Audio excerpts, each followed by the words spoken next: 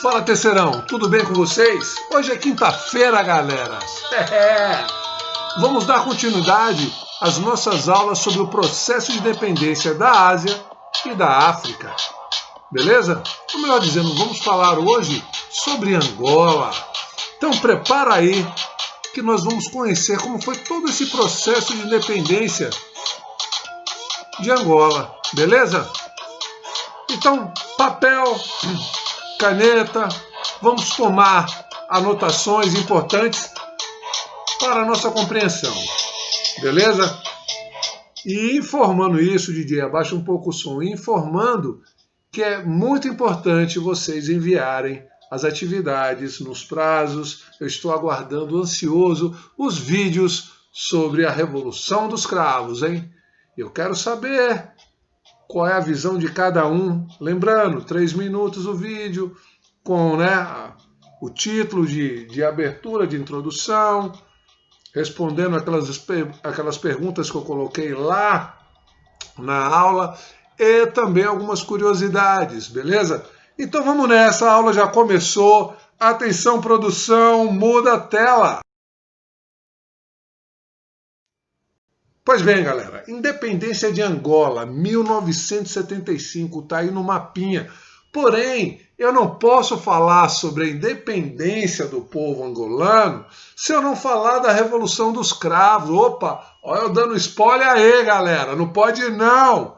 Então, o seu processo de independência ele está ligado diretamente com a Revolução dos Cravos de 74, que favoreceu o processo de descolonização. Nós já falamos sobre isso, descolonização. Vamos entender. Desde o século XV, Portugal já dominava algumas regiões no antigo Reino do Congo, beleza? Com o objetivo de escravizar habitantes para vir trabalhar aqui no Brasil, nos engenhos de cana-de-açúcar e depois lá na mineração no século XVIII, beleza? Agora, com a Conferência de Berlim, que nós vimos de 1884, calma que eu vou falar, 1884, ou melhor, novembro de 84 e fevereiro de 85, então não é errado falar 84, 85, porque ela vai se estender, ela vai de novembro de 84, de 1884, a fevereiro de 1885. Portugal havia oficializado a neocolonização, já falamos sobre isso também. Neocolonização, tá lá, tá tudo lá bonitinho, dentro do processo imperialista. Imperialismo? Já falamos também. Então toma nota e não perca tempo não. Porém, o seu domínio no território angolano foi bem lento, por motivos da própria resistência do povo, dos habitantes, beleza? Mas falando sobre a Conferência de Berlim, vamos lá dar uma olhada. Conferência de Berlim, como eu falei, novembro de 84 a fevereiro de 1885. Então, 1884, 1885. Estiveram presentes, eu já falei isso na aula passada, nações imperialistas do século XIX, como os Estados Unidos, a Rússia, a Grã-Bretanha, que é a Inglaterra, Dinamarca, Portugal, Espanha, França, Bélgica, Holanda, Itália, Império Alemão, Suécia, Noruega, Império Austro-Húngaro e Império Turco-Otomano. Perceba, veja, note que alguns países participantes não possuíam colônia na África. Exemplo, a Alemanha, o Império Turco-Otomano, os Estados Unidos. No entanto, cada um deles tinha interesse em obter um pedaço do território africano ou garantir tratados de comércio. Olha lá. Estão entendendo? Entenderam todo o jogo? Vamos lá. Pois bem, bem-vindos ao século XX. Isso mesmo, galera, 1910. Se você for transformar em século, ano em século, vai dar século XX.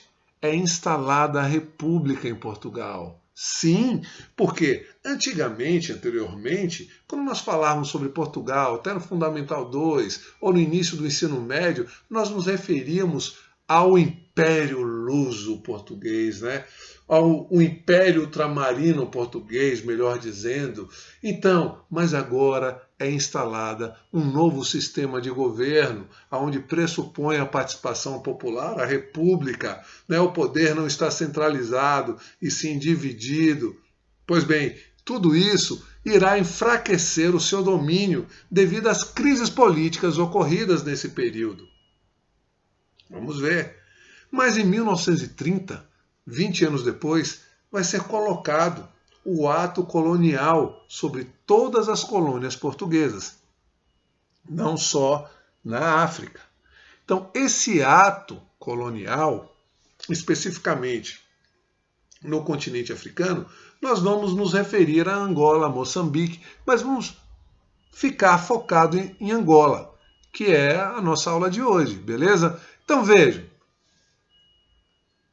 por mais que Portugal seja uma república, por mais que foi instalada a república em Portugal, anota aí, presta atenção, ele define as regiões onde ele impera, onde ele domina, que pertence ao Império Colonial Português. Sendo assim, Angola pertence ao Império Português. Vou repetir. Por mais que Portugal instalou a República, um novo sistema de governo, através do ato colonial, ele irá definir as regiões onde ele domina, pertencentes ao Império Colonial Português. Entendido? O que pretendia o ato colonial? Primeiro, se eu lembro de Portugal, eu sei que Portugal é um país católico, extremamente católico. Nós vimos isso nos assuntos anteriores, né? Nas reformas religiosas, vocês viram isso no primeiro ano. Pois bem, Portugal e Espanha são católicos, então eles vão querer difundir o cristianismo. Vocês lembram das cruzadas? Pois bem, não vão querer perder territórios. Pois bem, e o outro é aquele processo que nós já vimos naquela nossa aula sobre o imperialismo. Lembram? Está lá. Está lá no nosso blog. Então vejam, botei civilização entre aspas justamente porque eu quero saber de você. Sim, de você. Será que é civilização ou imposição? Olha que eu fiz uma linha ligando a eugenia. Vocês lembram da eugenia? Na aula sobre o imperialismo, onde os países europeus se julgavam superiores, né?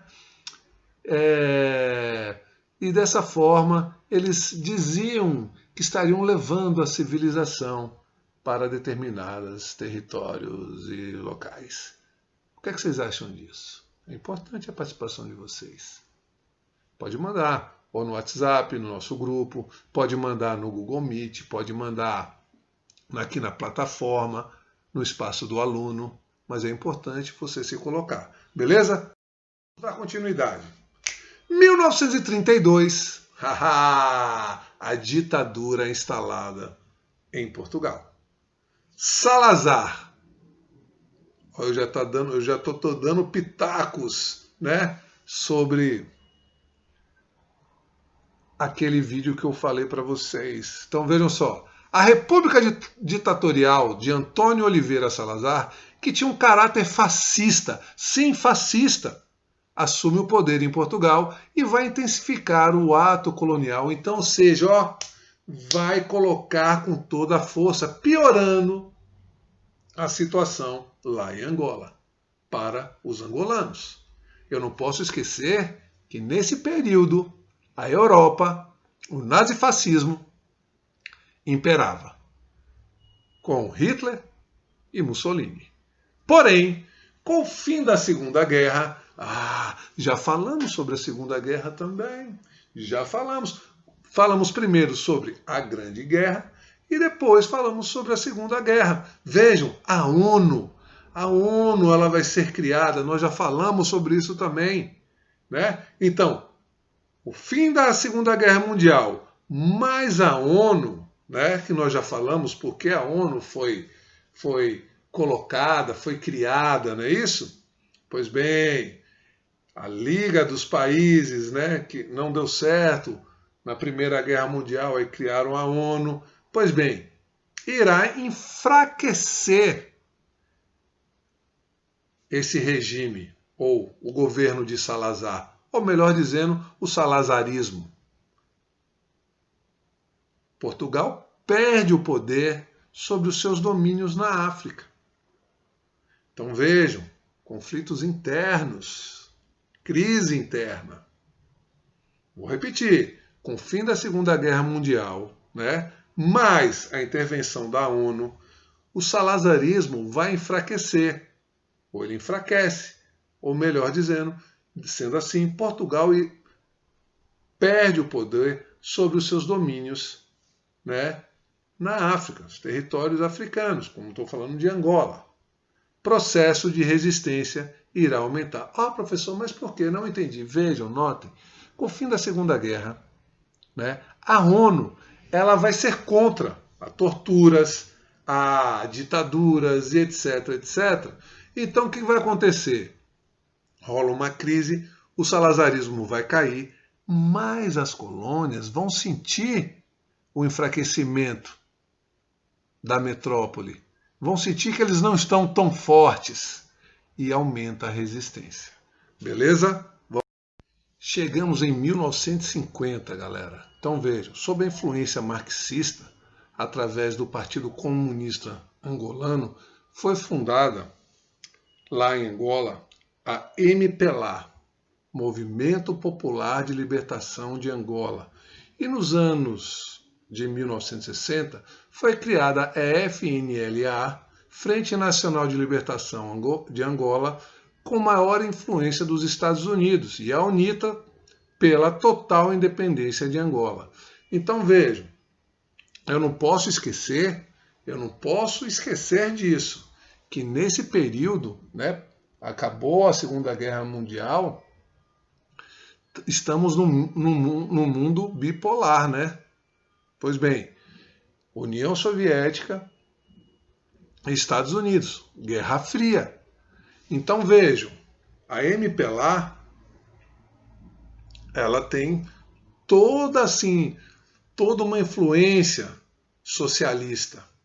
Já a FNLA e a UNITA já tem toda uma influência dos Estados Unidos, beleza? Não posso esquecer disso, hein? Sejam bem-vindos ao ano de 1961, né? Aos conflitos armados. É a partir dessa data que vai dar início à Guerra de Libertação. Com as organizações que vimos no slide anterior, elas vão se aliando aos trabalhadores, beleza? Como vimos, haviam interesses internacionais no apoio desses movimentos, dessas alianças, né? Pois bem, não podemos esquecer que estamos no período da Guerra Fria, beleza? Pontuei isso no slide anterior, estou reforçando aqui. Esses conflitos armados duram até 1975. Estamos em 61, vai até 75, galera. Porém, temos que lembrar que a Revolução dos Cravos, sim, aquela, olha eu dando spoilers de novo, pois bem, foi essencial para o fim da ditadura fascista em Portugal.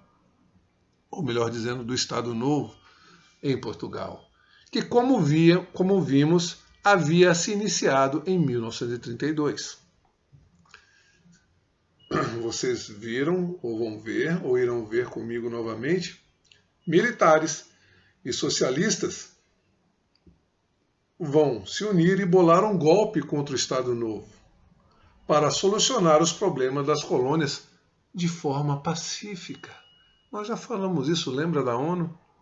Resolver os problemas ou achar soluções pacíficas. 15 de janeiro de 1975, né, foi assinado em Algarves um acordo de alvor entre o governo português e os movimentos nacionalistas de Angola, aqueles que nós vimos, pondo fim à colonização portuguesa. Agora sim, agora Angola está independente. Galera, vocês lembram quando eu falei para vocês lá na aula de ontem sobre a diversidade cultural no continente africano, ou melhor dizendo, sobre Angola, a diversidade de etnias. Então presta atenção, com a saída do domínio português, essas etnias elas vão querer saber, né, qual o sistema de governo, qual etnia irá liderar. Isso vai ser um grande problema, pois dará início a uma guerra civil, um conflito interno, que vai durar de 1975 a 2002. De um lado estava a MPLA, a MPLA com apoio da União Soviética e Cuba. Do outro lado estava a FNLA e a UNITA com apoio da África do Sul e dos Estados Unidos, através das suas ideias anticomunistas. Eu não posso esquecer que durante o processo de independência, pós-Segunda Guerra, nós estávamos vivendo um período da Guerra Fria, que vai terminar em 1989 com a queda do Muro de Berlim.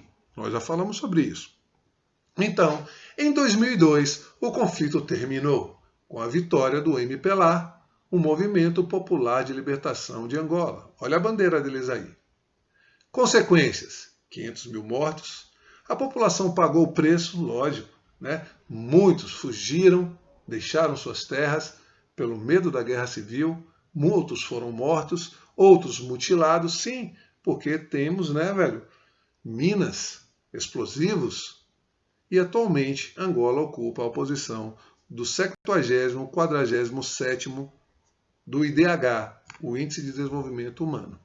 Beleza, galera? Então, espero que vocês tenham gostado dessa aula de hoje, Puderam compreender todo o processo, todo o contexto histórico, E nos encontramos na próxima aula.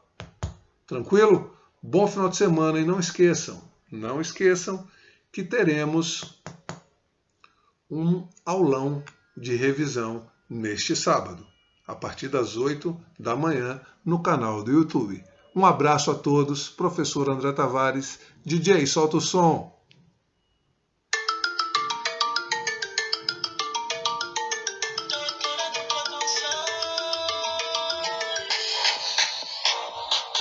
Aquele abraço, galera.